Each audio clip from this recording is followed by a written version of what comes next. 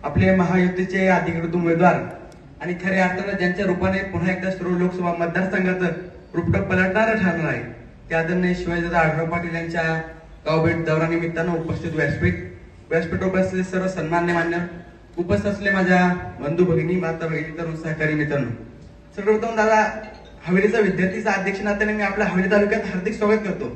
दादा माझ्यासारखे असंख्य कार्यकर्ते आपल्याला मानतात याचं एक कारण आहे की आपण पाहिलं आपण विद्यमान खासदार असताना जसं जनता दरबार व्हायचा जनता दरबार गेल्या 5 वर्षात देखील आपण भरवला। म्हणजे बाकीचे जे खासदार निवडून गेले त्यांनी गेल्या 5 वर्षात जनता दरबार ही काय गोष्ट असते हे जनतेला पाहण्याला ऐकायला देखील मिळालं नाही। जनता दरबार काय असतो पण तुम्ही खऱ्या अर्थानं दाखवून दिलं की तुम्ही खासदार नसताना देखील सर्वसामान्य जनतेचे प्रश्न सोडवण्यासाठी ठिकाणी प्रामाणिकपणे प्रयत्न करता आणि खऱ्या अर्थाने ह्याच माझ्यासारखे कार्यकर्ते त्यामुळे मी तुम्हाला या ठिकाणी मानतो।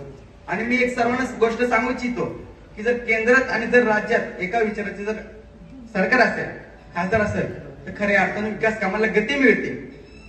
आणि गेल्या 5 वर्षामध्ये आपलं जे शिरूर लोकसभा मतदारसंघातल्या विकास कामाला जो आपण रिव्हर्स आलेला आहे ते जर भरून काढायचं असेल त्यासाठी आपल्याला अधिकृत उमेदवार म्हणून आदरणीय दादांना जास्तीत जास्त मताने निवडून द्यायचं या ठिकाणी आपण निर्धार केला पाहिजे।